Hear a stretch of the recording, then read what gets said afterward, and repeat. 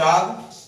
जो है आज इतिहास जानने के स्रोतों में विदेशी विवरण साक्ष्य के रूप में बताएंगे। मैंने विदेशी विवरण या विदेशी यात्रियों के जो यात्रा हुए हैं भारत में, उन विदेशियों ने जब आया तो इतिहास कुछ स्रोत छोड़ गया, कुछ साक्ष्य छोड़ गया। उसी साक्ष्य के आधार पर भारत के इतिहास को जाना जाता है। तो इसके पहले हमने बताया था कि इतिहास जानने के पहला स्रोत मैंने आपको बता दिया था कि जो है पुरातात्विक साक्ष्य मैंने बता दिया था, पुरातात्विक साक्ष्य पढ़ा दिया था नेक्स्ट वीडियो में। और दूसरा आपको इतिहास जानने का हमने स्रोत बताया था साहित्यिक साक्ष्य, और विधिवत इसको भी बता दिया था। और आज हम आपको पढ़ाएंगे इतिहास जानने के स्रोतों में विदेशी विवरण। विदेशी विवरण, आज विदेशी विवरण के विषय में हम आपके समक्ष वीडियो बनाएंगे। इसको आप ध्यान से दीजिएगा तो आपका एक टॉपिक खत्म हो जाएगा कि इतिहास कैसे जाना जाता है। कहीं का इतिहास है, भारत का इतिहास या जो है और जगह का इतिहास। तो इतिहास विश्व का इतिहास भी जानिए तो उसमें भी ये सब आता है, ये भी आता है, ये भी आता है। और भारत का भी इतिहास जानिएगा तो ये आएगा, ये आएगा, ये आएगा। यानी पुरातात्विक, साहित्यिक और विदेशी विवरण, ये सब इतिहास जानने के स्रोत हैं। इसी पिलर पर इतिहास को जाना जा सकता है। अगर ये नहीं जानिएगा तो इतिहास आप समझिए नहीं पाइएगा कि इतिहास क्या होता है। और इतिहास जानना बहुत जरूरी है। इतिहास जानने से ही आपका विकास संभव है, वरना आप कहीं न कहीं अंधविश्वास में फंसे रहेंगे। तो आइए आज हम भारत के इतिहास जानने के स्रोतों में विदेशी विवरण पर चर्चा करेंगे। तो आइए विदेशी विवरण, विदेशी विवरण, विदेशी विवरण, ये विदेशी विवरण ये इतिहास जानने के स्रोत में तीसरा स्रोत है और अंतिम स्रोत है। तो इसमें आप आइए यूनानी जो लेखक जो है, यूनान के जो लेखक हैं, यूनानी लेखक जो जितने हैं ने 306 जो है बीसी में, यूनानी लेखक 306 बीसी में भारत पर आक्रमण करने वाले, भारत पर आक्रमण करने वाले, भारत पर आक्रमण करने वाले जो भारत पर आक्रमण किए 306 बीसी में, तो सिकंदर के समकालीन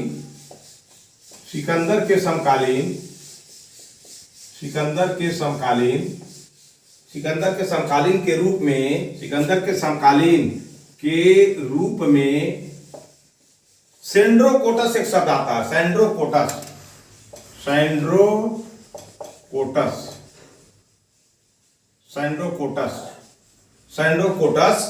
के नाम का उल्लेख किया है।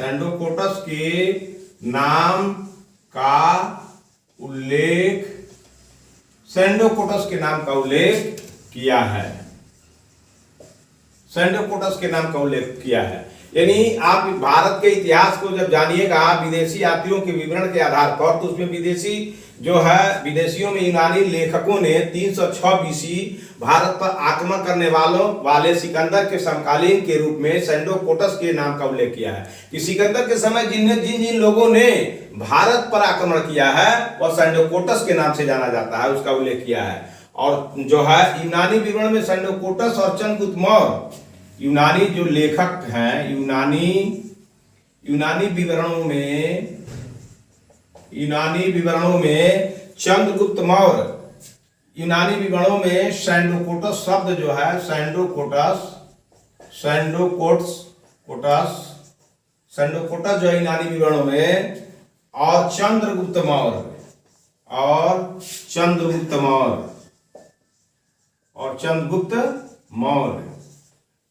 मौर्य जिनके राज्यारोहण की तिथि, जिनके राज्यारोहण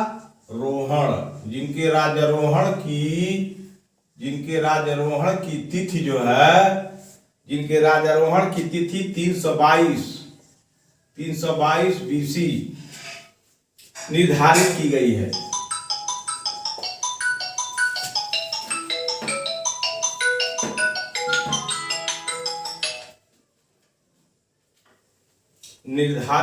है। तो विदेशी विवरण का मतलब यह है यूनानी जितने लेखक हैं वह 306 बीसी भारत पर आक्रमण करने वाले जो सिकंदर आया था, तो सिकंदर के समय में के रूप में वह सेंड्रोकोटस के नाम का उल्लेख है, हमने व्याख्या है, यानी उसका नामकरण किया गया है। तो यूनानी विवरणों में सेंड्रोकोटस और चंद्रगुप्त मौर्य जिनके राज्यारोहण की तिथि 322, तो 306 322 बीसी निर्धारित की गई है।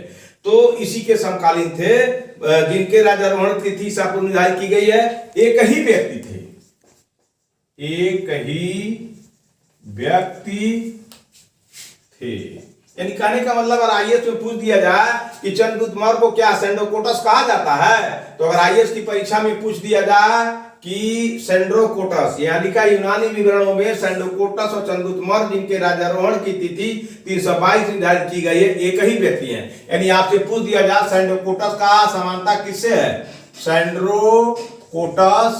सेंड्रोकोटस का समानता किससे है, तो पूछ देगा अशोक से है, चंद्रगुप्त मौर्य से है, और जो है ये धननंद से है, घननंद से है। तो आप जो है किसी फेरा में मत पड़िएगा, सेंड्रोकोटस का या चंद्रगुप्त से लगा करके और आईएएस की परीक्षा में सही मार दीजिएगा, आपका सवाल सही हो जाएगा।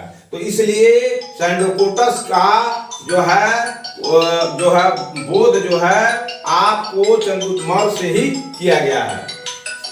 यह पहचान प्राचीन भारत के तिथिक्रम में, कौन पहचान, सेंड्रोकोटस। यह पहचान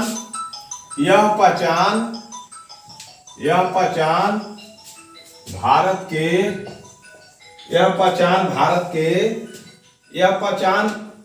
के तिथिक्रम के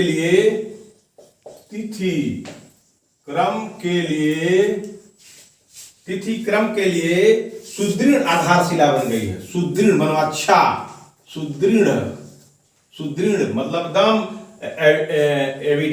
एविडेंशियल, सुदृढ़ आधारशिला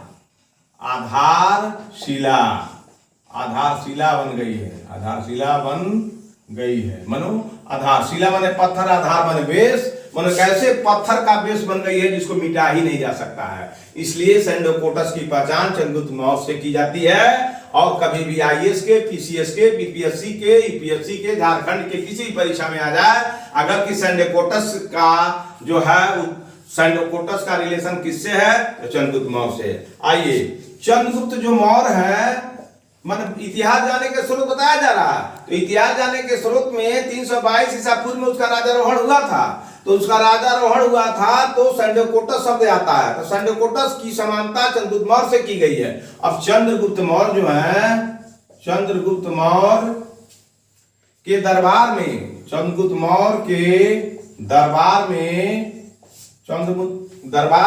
दूत बनकर आए, चंद्रगुप्त मौर्य के दरबार में दूत बनकर आए मेगस्थनीज,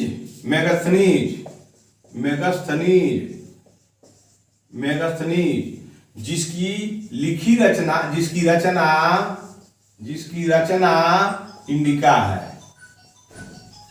है। यह भी पूछ देता कभी कभी, इंडिका किसकी रचना है, तो आईएएस में पूछे या पीसीएस में पूछे या बीपीएस में पूछे या लोअर में पूछे, कहीं भी इंडिका पुस्तक किसने लिखी है, तो मेगास्थनीज ने लिखी है। यह भी पूछ सकता है मेगास्थनीज कहाँ का था और किसके दरबार में आया था, कहां से आया था, तो यूनानी था। तो आपको कई सवाल मिल गए। तो आईएएस की परीक्षा में जो है आपको मेगास्थनीज शब्द अगर आ जाए, तो मेगास्थनीज एक व्यक्ति का नाम था जो विदेशी यात्री था और चंद्रगुप्त मौर्य के दरबार में आया था। वह किताब लिखा था इंडिका, और उसी इंडिका में इंडिका जब किताब पढ़िएगा तो भारत के इतिहास को जानना आप प्रारंभ कर दीजिएगा।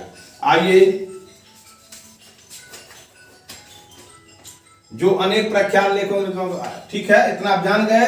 तो आप जान जाइए कि अगर आप इंडिका उठा लीजिएगा, पढ़ लीजिएगा, तो भारत के इतिहास को जान जाइएगा। इसलिए विदेशी यात्रियों के विवरण में एक विदेशी यात्री आया था जिसका नाम था मेगास्थनीज, और ये इंडिका लिखा था। इंडिका को पढ़िएगा तो भारत के इतिहास को जानने का बहुत बड़ा आधारशिला मिल जाएगा। इसलिए इसको कभी मत भूलिएगा। और सेंड्रोकोटस जो है की तुलना सेंड्रोकोटस का जो है पर्यायवाची ही आपको चंद्रगुप्त मौर्य को कहा जाता है। और चंद्रगुप्त मौर्य 322 बीसी में अपना राज्य का उसका आरोहण हुआ था। तो आप इसे याद करिएगा। चंद्रगुप्त मौर्य का राज्यारोहण 322 ईसा पूर्व हुआ था। सैंडोकोटस उसी के वही है, और मेगास्थनीज उसके दरबार में आया था, और इंडिका लिखा था, यूनान से आया था। इतना चीज जान गए तो भारत के इतिहास को जानने में आपको मदद मिलेगी।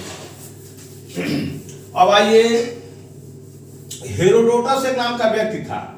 हेरोडोटस एक व्यक्ति था। हेरोडोटस जो है, हेरोडोटस को इतिहास का पिता, हेरोडोटस को इतिहास का पिता कहा जाता है।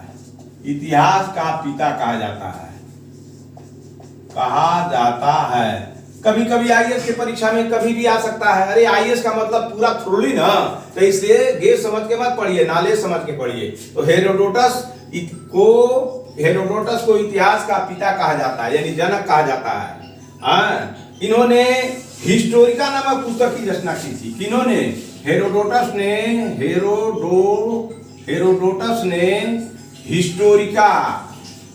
हिस्टोरिका नामक पुस्तक की रचना की थी।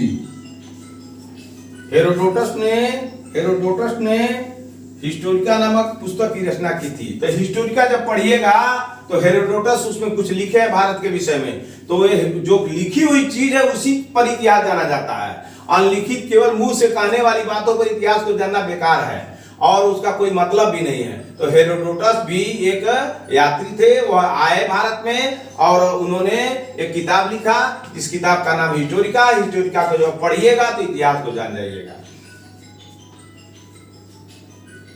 यूनानी भाषा में लिखी गई पेरिप्लस, नेक्स्ट, यूनानी भाषा में लिखी गई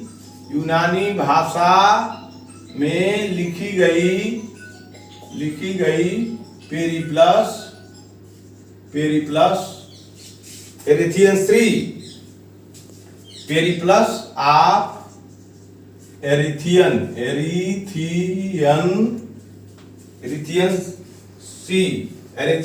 सी जो है लिखी गई जो थी, ये किताब का नाम है पेरिप्लस। यूनानी भाषा में लिखी गई पेरिप्लस ऑफ एरिथियन सी जो है टालमी की ज्योग्राफी और टालमी की जियोग्राफी। टालमी क्या लिखा था? जियोग्राफी। और प्लिनी क्या लिखा था? जो है पेरिप्लस ऑफ द एरिथियन सी। तो ये जो लोग हैं ये यूनानी भाषा में लिखे थे, अभी यूनान से आए थे, क्योंकि यूनान के यात्री हुए। तो जियोग्राफी जब उठा के पढ़िएगा उसका, तो जियोग्राफी माने ये भूगोल का किताब नहीं, आप पूछ देगा इसमें। टालमी के द्वारा लिखी गई जियोग्राफी नाम की पुस्तक में भूगोल के विषय में जानकारी दी गई है, पृथ्वी के विषय में जानकारी दी गई है, सूर्य और चांद के विषय में जानकारी दी गई है, और इतिहास के विषय में जानकारी दी गई है। तो आप लिख दीजिएगा इतिहास के विषय में जानकारी दी गई है, यानी टालमी के द्वारा जियोग्राफी नामक पुस्तक में इतिहास के विषय में जानकारी दी गई है, न कि भूगोल के विषय में जानकारी दी गई है। इसलिए इसको आपको जानना जरूरी है। अब हम आगे चलते हैं कि जो है जब आप ज्योग्राफी और एरिथियन सी ये सब पुस्तक जो है और हिस्टोरिका और इंडिका ये सब क्या है? ये जो है विदेशी यात्रियों के विवरण है, इसी में अपना विवरण दिए हैं। तो ज्योग्राफी नामक पुस्तकों के जो ज्योग्राफी नामक पुस्तक है, ज्योग्राफी नामक जो पुस्तक है, नामक पुस्तक में ज्योग्राफी नामक पुस्तक में प्राचीन भूगोल वाणिज्य के अध्ययन के लिए पर्याप्त महत्वपूर्ण सामग्री मिलता है। तो ये प्राचीन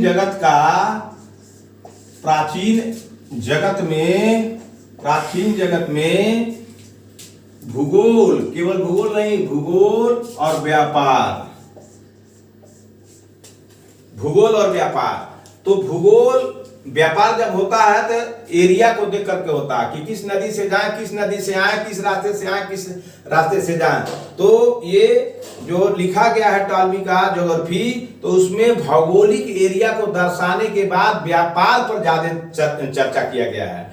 तो व्यापार कभी भी होगा भूगोल को ही देखकर होगा, तो इसलिए भूगोल पर तो किताब लिखी ही गई है, लेकिन व्यापार इसका मुख्य विषय वस्तु है। तो व्यापार पर ही आज भी व्यापार पर चर्चा चल रहा है, पूरे देश में देख रहे हैं व्यापार को लेकर के पूरे सत्ता में बौखलाहट मच गई है। तो तब चाहे आज चाहे कभी भी व्यापार माने रखता है। सत्ता व्यापार से सटी हुई चीज है और व्यापार सत्ता से सटी हुई चीज है, तो इसलिए व्यापार को समझना बड़ी जरूरी है। तो कभी आप टॉलमी का ज्योग्राफी पढ़िएगा तो उसमें व्यापार संबंधी जानकारी मिलेगी। व्यापार इतिहास की पुष्टि करता है।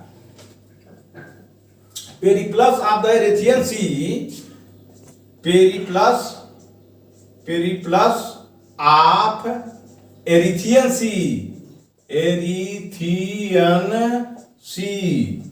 Periplus of the Erythraean Sea 80 ईस्वी से 115 ईस्वी के मध्य।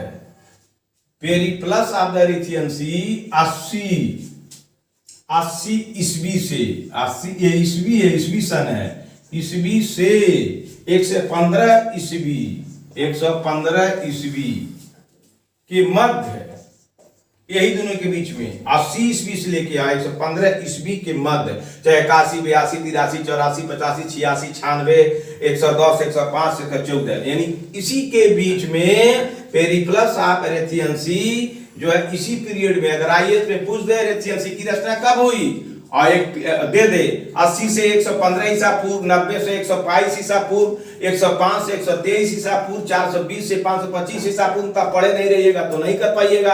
अगर इसको जानिएगा कि 80 से 115, तो आप दाएं दे आईएएस की सवाल में मार दीजिएगा कि एरिथियन सी की रचना 80 से लेकर के 115 ईस्वी, 80 ईस्वी से लेकर के 115 ईस्वी के बीच में की गई है। तो ये अगर पूछा जाए इसके लेखक कौन है, तो ये जो है किसी ईस्वी के किसी अज्ञात, जिसकी जानकारी न हो, अज्ञात लेखक ने लिखी है, अज्ञात लेखक ने लिखी है। किसने वो अज्ञात लेखक ने, जिसने लाल सागर, भूमध्य सागर, फारस की खाड़ी,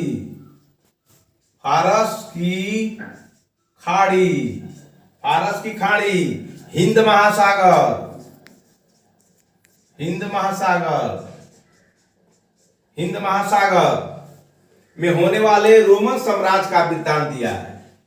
सागर में होने वाले, हिंद महासागर में होने वाले रोमन साम्राज्य का विवरण दिया है।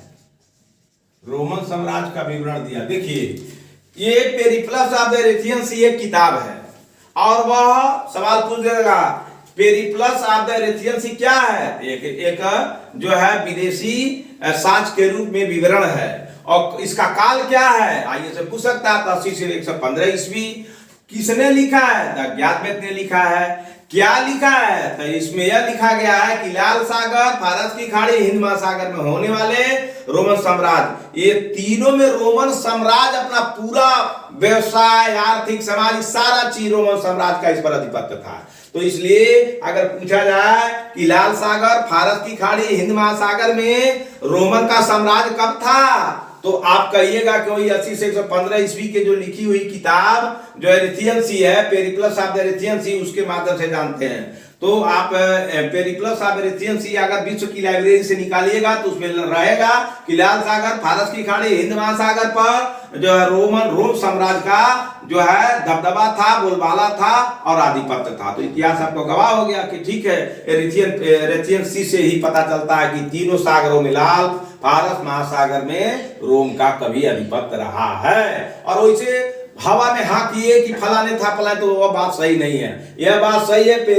पेरिप्लस साबरमती से आपको पता चलता है कि लाल सागर, फारस की खाड़ी, महासागर में हिंद महासागर में रोमन साम्राज्य का आधिपत्य था। अब आगे हम आपको ले चलते हैं जो इतिहास जाने के स्रोतों में जो है विदेशी विवरण में टालमी की ज्योग्राफी जो है, टालमी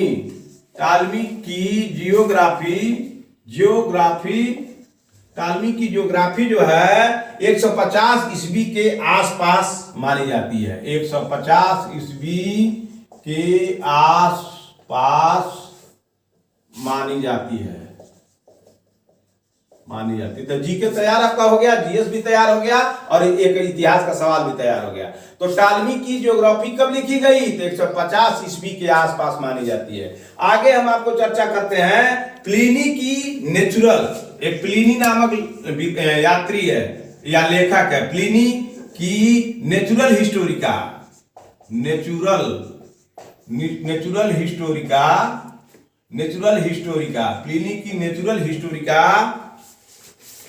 प्लिनी की नेचुरल हिस्टोरिका ईसा की पहली सदी की है।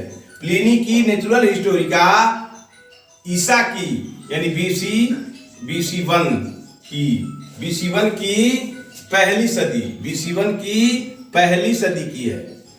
BC 1 की पहली सदी की है। अब समझ गए?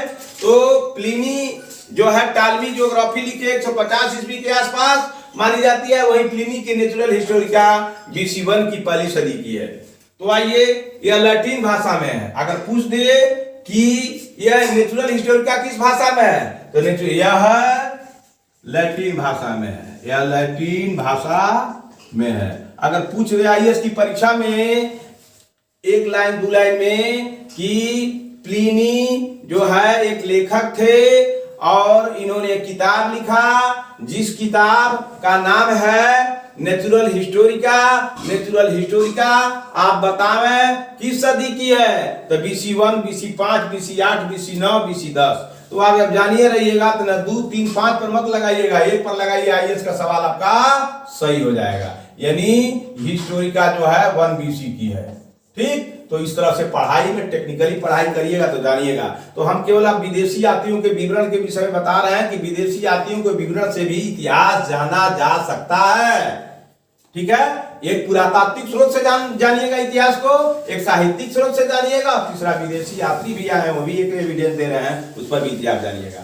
अब आइए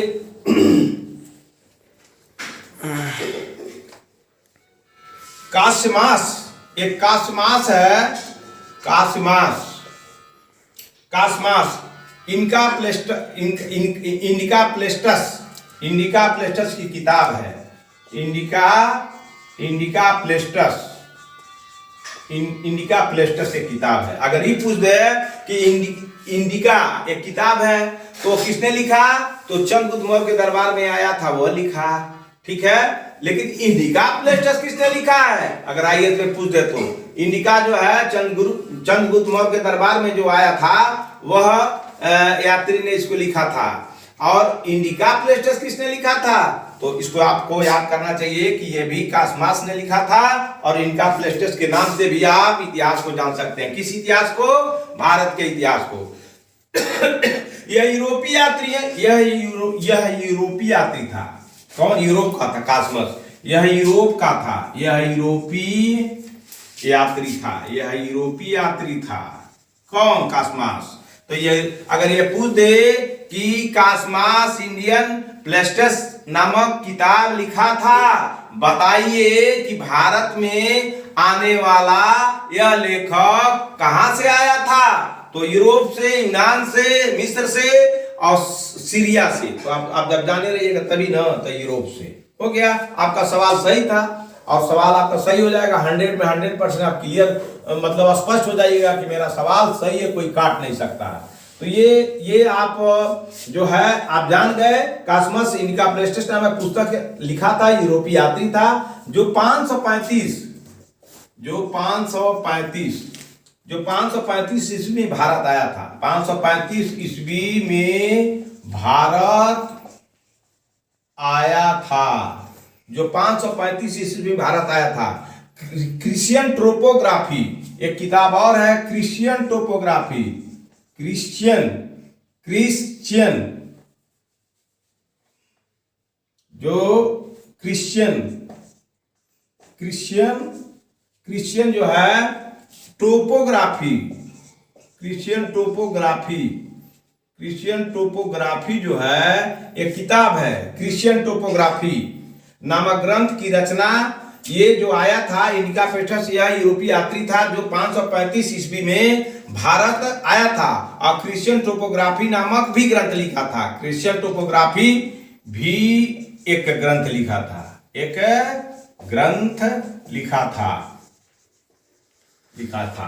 तो ये आपको जानने की चीज है, केवल हम स्रोत पढ़ा रहे हैं विदेशी यात्रियों के विवरण में। क्रिश्चियन टोपोग्राफी जो 535 ईस्वी में भारत आया था, तो क्रिश्चियन टोपोग्राफी भी एक किताब लिखा था। किसने? कास्मास ने।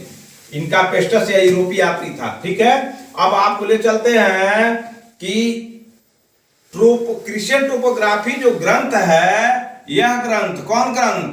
क्रिश्चियन टोपोग्राफी ग्रंथ की जो रचना हुई थी और भारत श्रीलंका के व्यापारिक संबंधों का वर्णन है। यह भारत में और श्रीलंका में व्यापारिक संबंधों की व्याख्या करता है। व्यापारिक संबंधों की व्याख्या या प्रकाश डालता है। क्लियर हो गया?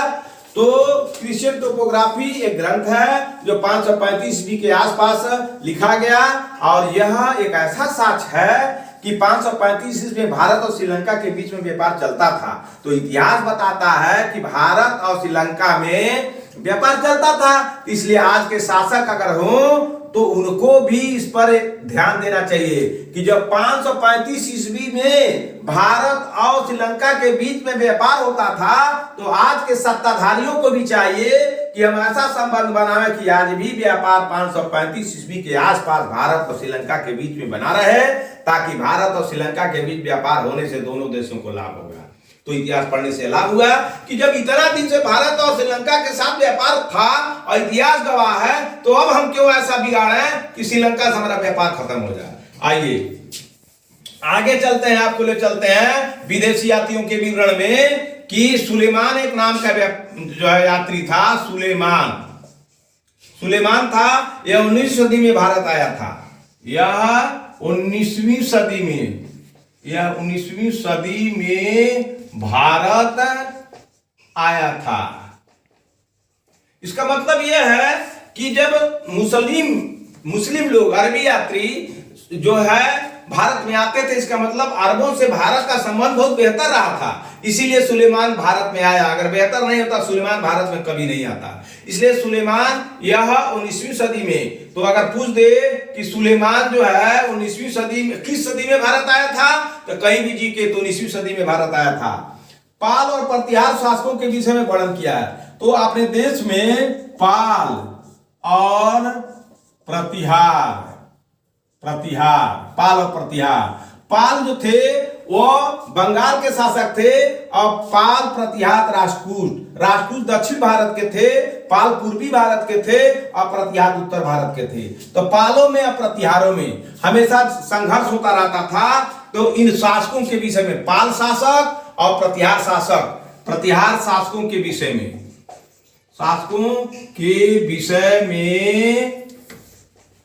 उल्लेख किया है। तो इतिहास जानने के स्रोतों में आप नहीं जान गए कि विदेशी यात्रियों कितना महत्वपूर्ण है। सुलेमान आया तो 19वीं सदी में आया भारत में, और सुलेमान जब 19वीं सदी में भारत में आया तो पाल और प्रतिहार जो शासक थे पूरा लिखा है। तो सुलेमान की जब किताब पढ़िएगा लेके, सुलेमान जब भारत आया था तो सुलेमान से संबंधित जितनी कृतियां हैं जब निकालिएगा तो उसमें आपको पता चल जाएगा कि पाल और प्रतिहारों में क्या रिलेशन था। पाल इधर पूरब में और प्रतिहार इधर उत्तर में। और राष्ट्रकूट इधर दक्षिण में, तो राष्ट्रकूटों के विषय में नहीं लिखा। अगर पूछ दे कि सुलेमान ने पाल पतियार राष्ट्रकूट के विषय में लिखा है, सुलेमान ने केवल पतियार के विषय में लिखा है, सुलेमान ने पाल के विषय और राष्ट्रकूट के विषय में लिखा है, और सुलेमान ने पाल और पतियार के विषय में लिखा है, आप कंफ्यूज हो जाइएगा, कितना ही पढ़िएगा आप वहां फेल कर जाइएगा।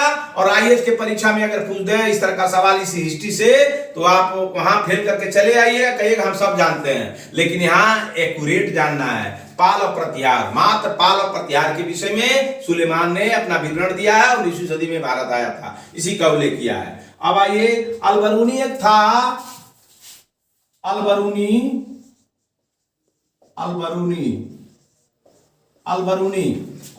जो है मोहम्मद गजनवी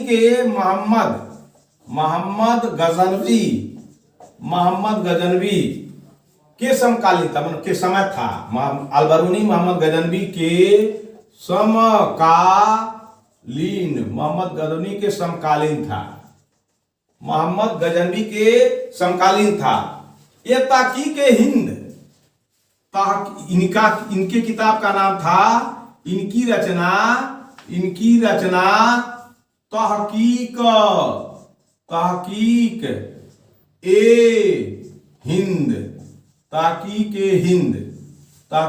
हिंद है, जिसको जो है किताबुल हिंद भी कहते हैं, जिसे किताबुल हिंद भी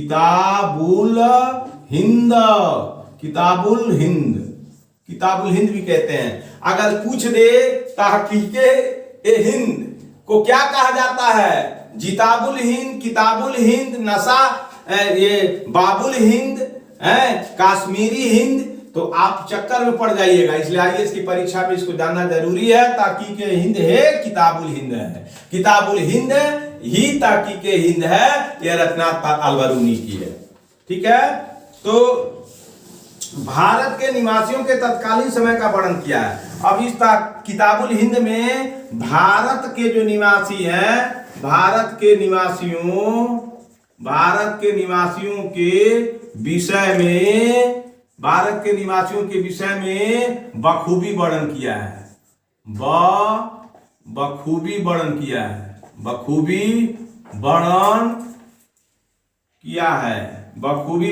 है। किसने? अलबरूनी ने। कौन किताब से? किताबुल हिंद से, ताकीके हिंद से। अब आइए, कुछ चीनी लेखक हैं जो चीन से भी आए, और चीन से आए तो वो भी अपना इतिहास, यहाँ भारत का कैसा इतिहास था उसको कुछ छोड़ के गए हैं, जिसके आधार पर हम लोग जानते हैं, वरना जानते कैसे? अगर ये सब किताबें साक्ष्य नहीं होता तो इतिहास को जनबे नहीं करते। जो ही चाहता लोग वही आप कहते और सुनते जाते। तो आइए, विदेशी यात्रियों को इतिहास जानने के स्रोतों में, विदेशी विवरण में हम चीनी यात्रियों पर भी चलते हैं। चीनी लेखकों का विवरण, चीनी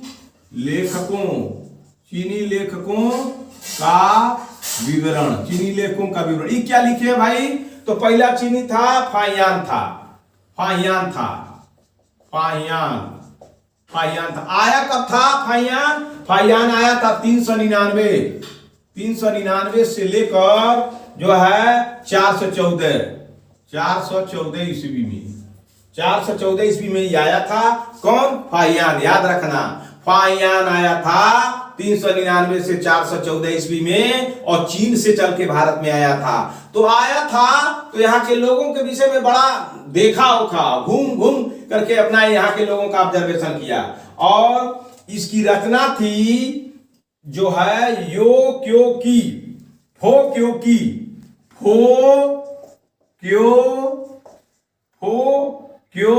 की चीनी भाषा है। तो इसीलिए किताबवा लिखा है आपको फो क्यों की, चीनी भाषा के नाम फो क्यों की। भारत के तत्कालीन का विवरण राजनीतिक, सामाजिक और धार्मिक। फो क्यों क्यों में भारत में समाज कैसे चलता था, राजनीति कैसे चलती थी, और धर्म कैसे चलता था।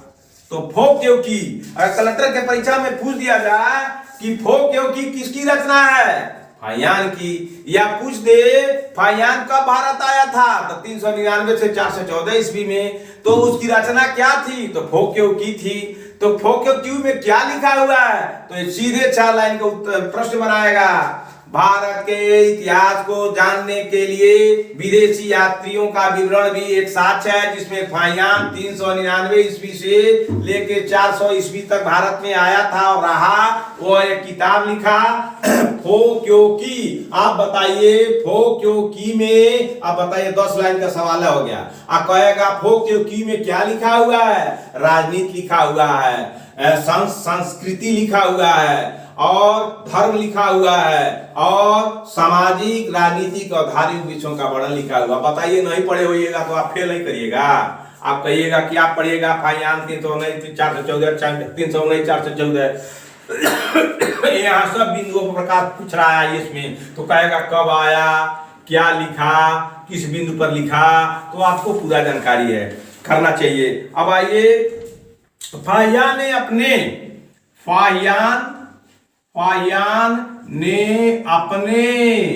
15 वर्षों के काल में, फाहियान भारत में रहा था, कितना वर्ष रहा? 15 वर्ष रहा। अगर सवाल पूछे फाहियान कब आया, कितने वर्ष रहा, तो फाहियान 399 से 414 ईस्वी तक रहा। कितने वर्षों तक रहा? तो 15 वर्षों तक रहा। तो ये अपने काल में 15 वर्ष की भारत यात्रा के प्रमुख नगरों, फाहियान अपने 15 वर्षों के काल में भारत यात्रा में जो है प्रमुख नगर, जितने नगर थे भारत में, प्रमुख नगरों बौद्ध धर्म के पवित्र स्थानों, बौद्ध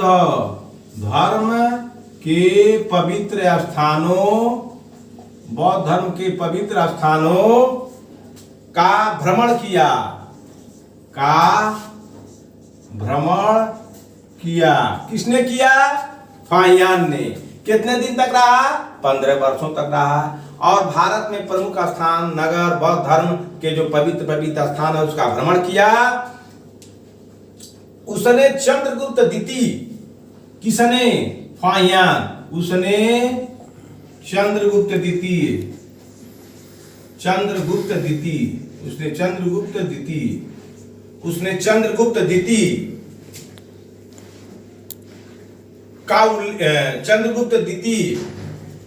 द्वारा शासित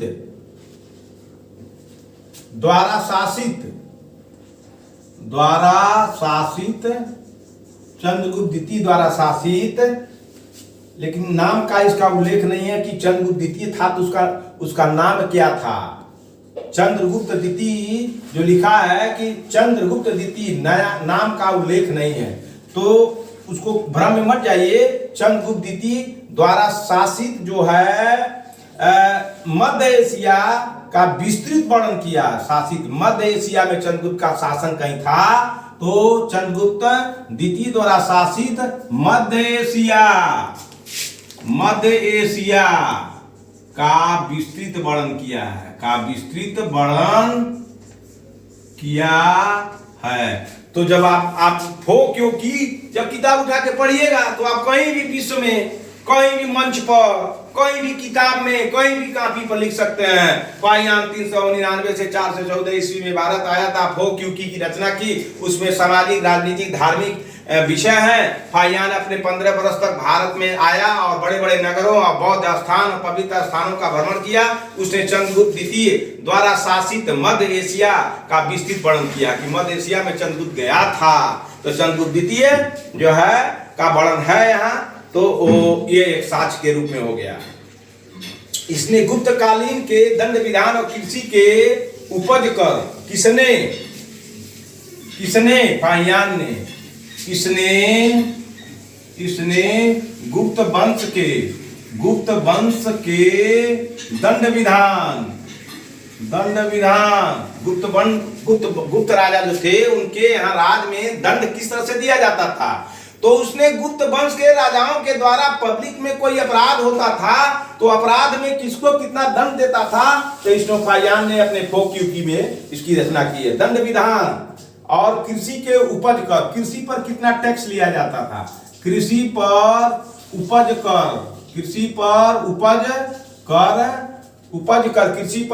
कर जो है मध्य प्रदेश में ब्राह्मण धर्म, मध्य देश में ब्राह्मण धर्म, मध्य देश में ब्राह्मण, मध्य देश में ब्राह्मण धर्म, मध्य देश में ब्राह्मण धर्म, मध्य देश में ब्राह्मण धर्म की प्रधानता, मध्य देश में ब्राह्मण धर्म की प्रधानता, धनी व्यक्तियों द्वारा मंदिर विहार, धनी व्यक्तियों द्वारा मंदिर विहार,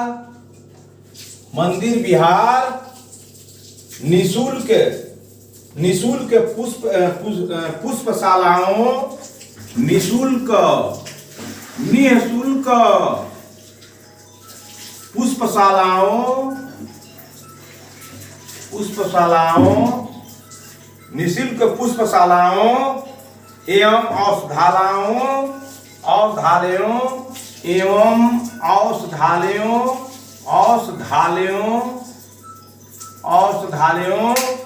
औषधालयों के निर्माण की जानकारी देता है। औषधालयों के निर्माण की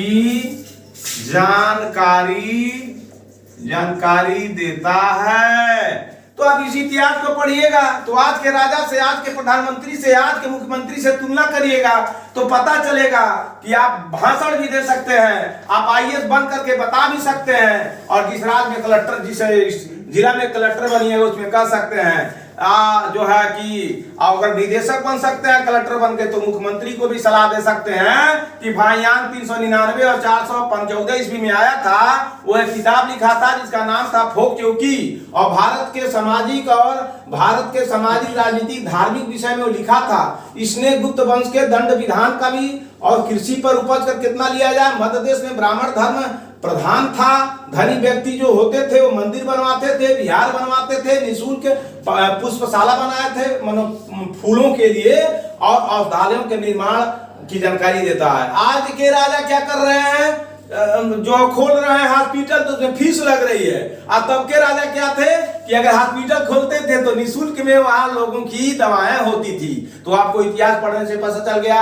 आप जब आईएएस बन के निदेशक स्वास्थ्य विभाग के बनिएगा तो मुख्यमंत्री को सलाह दीजिएगा कि साहब अरे ऐसा काम करिए कि एक राजा थे, गुप्त वंश के राजा लोग थे, उनके समय फाइयान का साक्ष्य है कि निःशुल्क जो औषधालय थे और आपके यहाँ शुल्क लिया जाता है। तो सोचिए जरा उन राजाओं के कैटेगरी में अब क्या है। तो इतिहास पढ़ने से आपको फायदा हो गए। तो विदेशी यात्रियों के विवरण में फाइयान को जाने, कितना बढ़िया शासक था, कितना बढ़िया यात्री था जिसने फोक चौकी की रचना की। इसमें भारत के सामाजिक, राजनीतिक, धार्मिक चीजों का जिक्र किया। उसमें यह भी बता दिया कि किस तरह से गुप्त के लोग जो है दंड देते थे, कृषि पर कितना टैक्स लेते थे, कितना लेना चाहिए। आज के राजाओं को भी सीखना चाहिए, मुख्यमंत्रियों को सीखना चाहिए। और धनी व्यक्ति द्वारा मंदिर बनाए जाते थे। आज के कैसे धनी व्यक्ति मंदिर बनाते हैं और नहीं तो सीधे लूटना शुरू कर देते हैं। तो निःशुल्क पुष्पशाला, फूलों की भी खेती निःशुल्क की जाती थी। और औषधालय जो एम्स जैसे जो हॉस्पिटल उस समय थे वो निःशुल्क खोले जाते थे। इस इतिहास से सबको सीख लेनी चाहिए। आप जब कलेक्टर बन के अगर कभी खुदा न खास्ता जब चले जाइएगा तो इसका जरूर पालन करिएगा। तो ये कलेक्टर बनाने में भी मदद कर रहा है और कलेक्टर की कुर्सी पर बैठने के लिए भी आपको मदद कर रहा है। तो आइए हम चलते हैं। फाइयान को आपने समझ लिया। अब आइए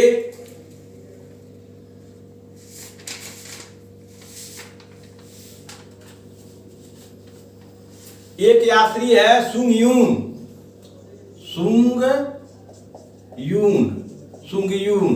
ये सुंग यून 512 में आया था और 515 तक रहा। 515 तक रहा, ईस्वी तक रहा। यह कोई किताब नहीं लिखा है, इसलिए इस पर कंफ्यूज मत होइएगा। सुंग यून, लेकिन कुछ ऐसा किताब पन्नों को लिख के छोड़ दिया था। तो यो क्या लिखा वो किताब नहीं है, लेकिन ये है कि कुछ उनके पत्र हैं। तो इससे बिहार और बंगाल की तत्कालीन राजनीतिक, बिहार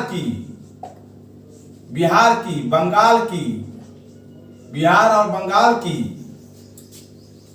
तत्कालीन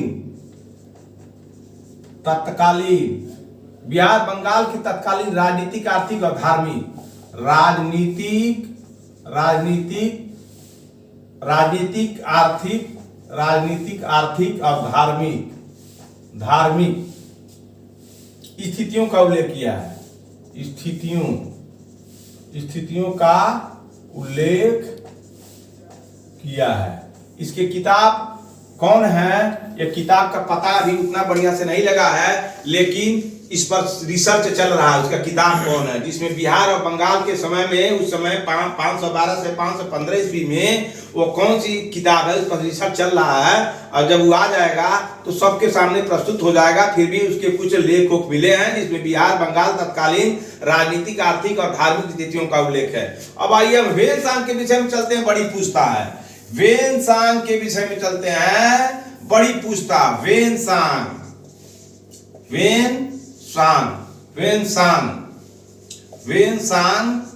के विषय में बड़ी पूछता है। वेनसांग के विषय में बड़ी पूछता है। ये 629 में आए थे, 629 में आए थे ईस्वी, 629 ईस्वी में आए और 645 तक रहे भारत में, यानी 16 वर्ष रहे। सीयू की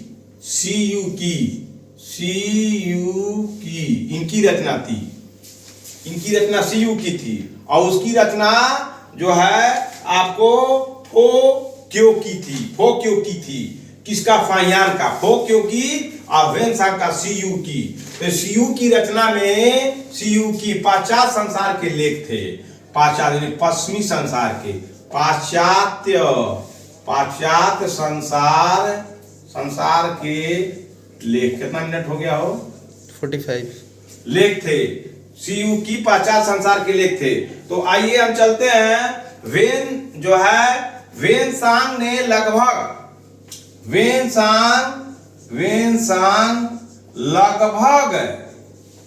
16 वर्ष तक भारत में रहा। 16 वर्ष तक भारत में रहा। 16 वर्ष तक भारत में रहा। और नालंदा भी विश्व प्रसिद्ध, उस समय विश्व प्रसिद्ध नालंदा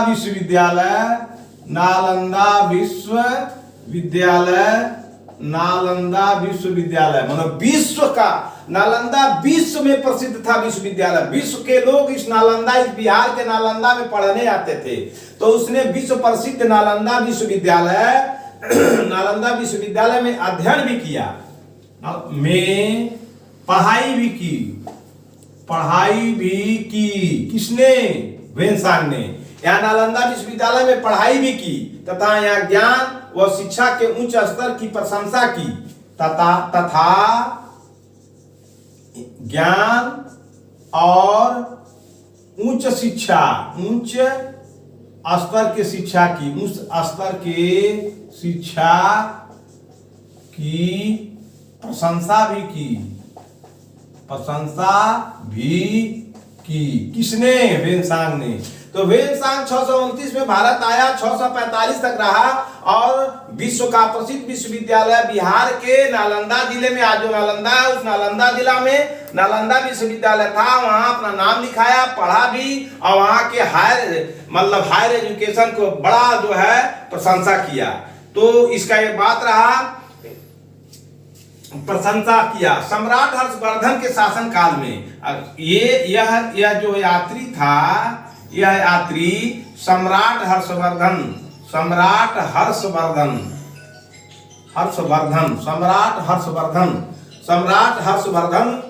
के सम्राट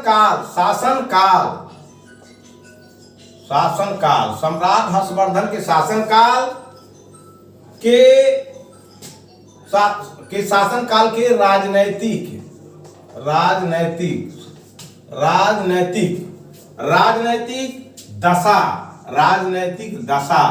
राजनैतिक दशा एवं सांस्कृतिक दशा का विस्तृत उल्लेख किया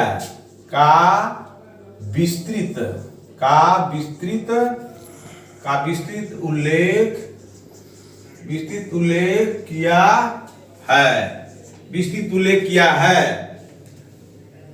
हर्ष की राजधानी का नगर वर्णन, हर्ष का दानशीलता जो है ये जो है हर्ष के राजधानी, हर्ष जो राजा थे, हर्ष के राजधानी, हर्ष के राजधानी, हर्ष के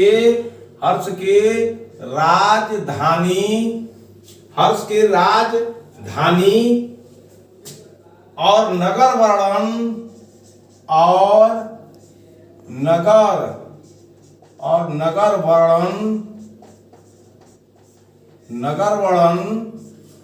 वर्णन तथा दानशीलता का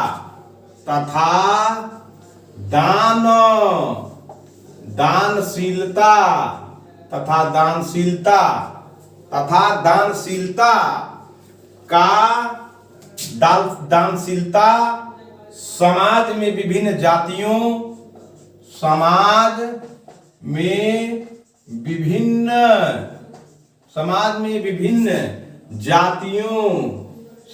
में विभिन्न जातियों, उपजातियों,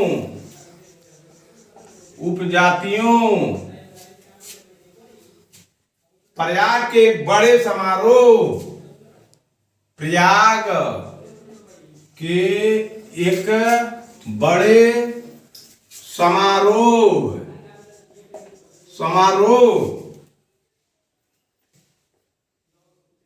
शायद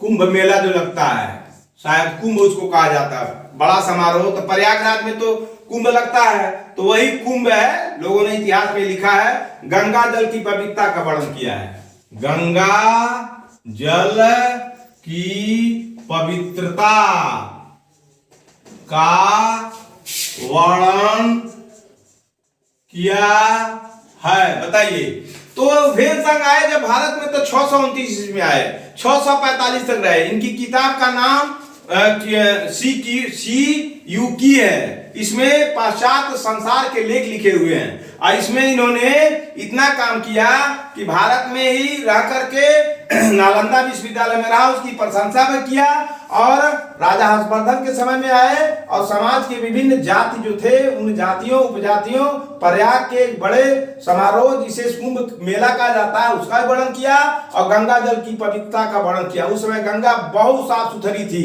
इसलिए उसने गंगा की, अगर सवाल पूछ दिया जाए भारत में सबसे बड़ी नदी गंगा है, गंगा का पानी बहुत पवित्र है, गंगा हिमालय से चल करके और बंगाल की खाड़ी में गिरती है, इसके किनारे इतने इतने शहर हैं, बताइए गंगा का पानी पवित्र है, किसने कहा है? फेल कर जाइएगा। इसलिए इस चीज को पढ़िएगा, कंसेप्ट क्लियर रहेगा तो कहिए गंगा का पानी पवित्र है, ये वेद संघ का विवरण है और दूसरा कोई नहीं प्रमाण है कि गंगा का पानी बहुत पवित्र है। तो अब हमारे जो है वीडियो को लाइक करें, तो जो सब्सक्राइब करिएगा और सब्सक्राइब करने के बाद इतने ही सब्सक्राइब तक ही नहीं रहने दीजिएगा, इसको पढ़िएगा, अपने जीवन में इसे उतारिएगा, याद करिएगा, लिखिएगा। इसके अतिरिक्त और जानकारी हो लोगों और किताबों से संपर्क करिएगा। धन्यवाद। आज का वीडियो रघुवर प्रसाद का ही समाप्त होता है। कल हम पढ़ाएंगे आपको इतिहास में प्रस्तर युग के विषय में इतिहास की जानकारी आपको देंगे, जो आपके IAS की परीक्षा में और सब परीक्षाओं में जो आएगा। कल पढ़ाएंगे प्रस्तर युग।